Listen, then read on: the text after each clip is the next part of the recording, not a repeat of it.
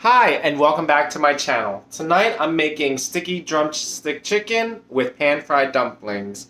Be sure to like and subscribe somewhere over here, and also turn on notifications if that's active. But the goal tonight is to take some shots of sake. Let's get started. Now, normally with sticky drumstick chicken, it usually takes about 4 hours to bake and it's at a low temperature. Tonight I'm going to do a cheat trick where I parboil the chicken and then I bake it at the end. So in this recipe, you're going to need a baking dish or baking pan. You're then going to need your sake and sake shot glass. Obviously, the drumstick chicken, cilantro, sesame oil, honey, sweet soy sauce, I already have some mixed up, apple cider vinegar, soy sauce, that chili paste with black beans. Alright, you know what I'm talking about. That shit is really good. And then of course the dumplings for later on that we're going to pan fry. And then for the marinade, we're also going to throw some garlic in there. Let's get started. One of the important things that you want to consider is making sure that you have the water boiling and the oven on at 350. The reason why that's important is because timing. So I already have the oven on and I already have the water rolling and boiling. The most important thing on top of that is making sure you take your sake shot. Let's get started.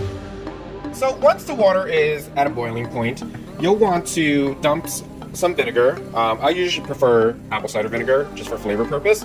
I would do about 4 tablespoons, maybe even 6, depending on how much water you're using and how many drumsticks that you're dumping in there. So we're just gonna measure it out. This is similar to a brining process, or almost like pickling. All right, and then I'm gonna add some salt, 2 teaspoons of salt. There you go. And then this is a personal preference. You don't have to, but I like some garlic powder in there. You can tell there. Throw it in there. Give it a mix. Alright, and it should be ready for the chicken to be cooked in there. The reason why I parboil the chicken is because if you bake it by itself, it is going to take over an hour, which is too long and nobody has time for that. So let's dump the chicken in. We're going to dump the chicken in. And we're going to cook it until it's thoroughly cooked, which usually takes about 10 minutes, let's say. Alright, so you want to put your timer on. But this is similar to brining the chicken. Alright, so timer on. Alright. And then we'll let that sit in there for a little bit. Alright, don't forget to turn on your oven, 350, bake that shit up. I think this is a great time to take another shot of your sake.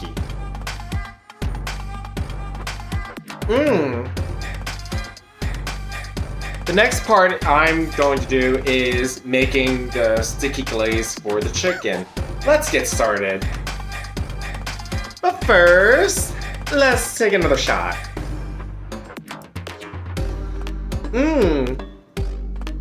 So, part of the glaze is going to take 2 tablespoons of soy sauce.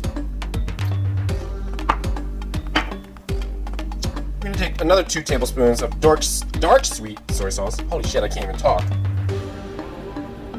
There you go. 1 tablespoon of honey. If you don't have honey, you can use sugar, but I usually prefer that you use honey just because it's much more flavorful. But hold on a second, I forgot to peel off the seal, and I can't do that with one hand. Transitioning now. So, during the transitioning, I decided to take another shot of fucking sake. Here we go.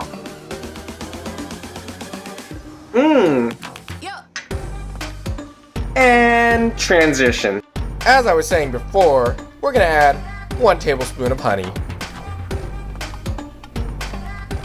And that should be good.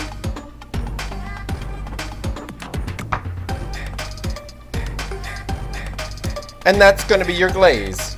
You can add a bunch of other flavors such as spices, peppers, salt if you'd like. But I like to keep it simple because when that shit crisps up in the oven, it's delicious. Salty, savory, and sweet. Now, the final ingredient that I want to add in here is the fresh chopped garlic. Let's see if I can do this without filling the shit. You can use garlic powder if you want, but I prefer the fresh garlic. And then, this is optional.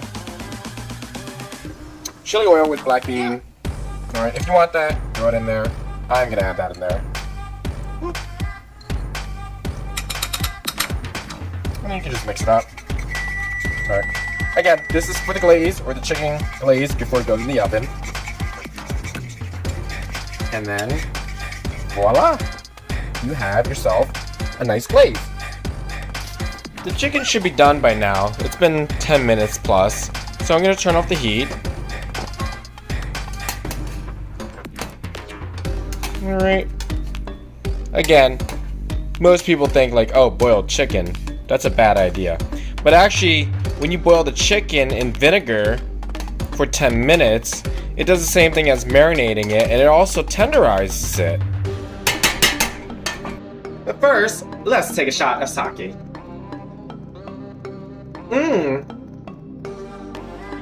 Here's the hardest part, throwing the chicken in the oven.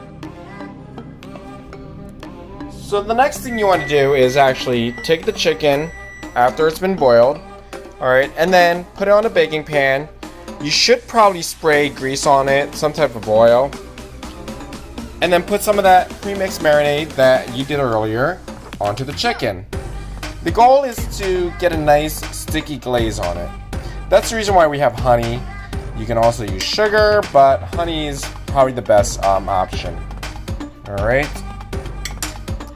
Even though the oven is at 350, I decided to change it to broil. Again, I don't have time to wait more than an hour for the chicken to get glazed. So, let's get that going.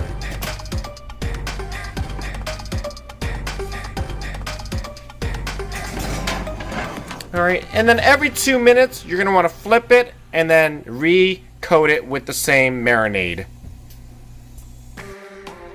While the chicken is broiling in the oven, you want to get started on your pan-fried dumplings. So I already have a pan heating up. I prefer a non-stick, so it's not an issue. You can take that same oil. Whoops! Almost set the house on fire. Alright, and then throw the dumplings on.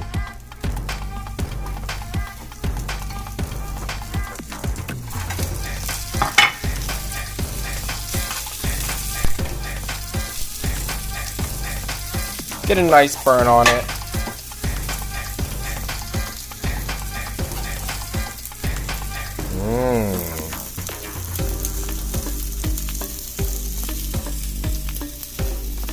And then after 15 to 20 seconds, I like to add some water to get it steaming and then let it for another minute. Seems like the chicken is ready to be flipped. After the first timer goes off, you just keep on repeating.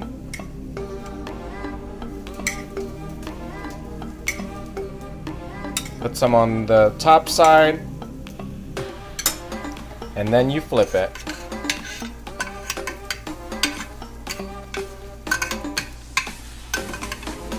Oops. There you go. Put some more on.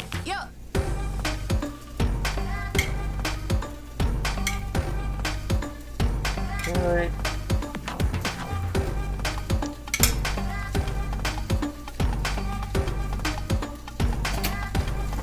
You throw it back in the broiler. Hopefully I don't kill myself. There you go. This looks like a great time to take another shot.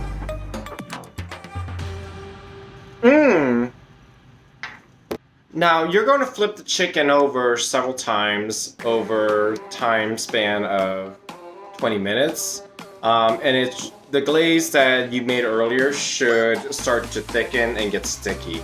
And then once it's sticky enough where it looks like it's edible, that's when it's ready to be eaten. So let's check on that right now. You'll want to keep on checking the dumplings to make sure they're not drying out. I like to add a little bit more water just to steam it. But again, these are pan fried first. And they should look like that. Yep, they look beautiful. And they're almost ready.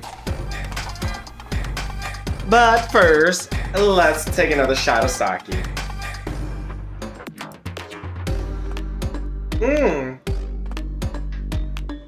So the chicken just came out of the oven and it looks like it's sticky and edible. You can see the char marks on it. Look at that. Beautiful. It's ready to be served. First, you want to plate your chicken. Boop. Boop. Boop. Then you want to plate your dumplings. Remember the pan-fried dumplings I talked about? I'm not trying to make it fancy, but these should look edible. There we go. There we go. Yeah. Alright, some of this, some that. And then some cilantro on the chicken. That's actually part of the flavor. Alright. And then some of the glaze or the marinade that you used earlier, you can also put that in the carafe or whatever, a little cup for dipping. There we go. And then that's that. Turn that. Sticky drumstick chicken with pan-fried dumplings. Enjoy. I hope you enjoyed my video tonight. Hopefully it was also simple to follow. It was 2 different dishes, pan-fried dumplings, and then also sticky drumstick chicken, Asian style. But if you can't follow, you can always hit rewind, and then also take another shot of sake. Don't forget to like and subscribe, and make suggestions on different dishes. I always look forward to it. See you next time.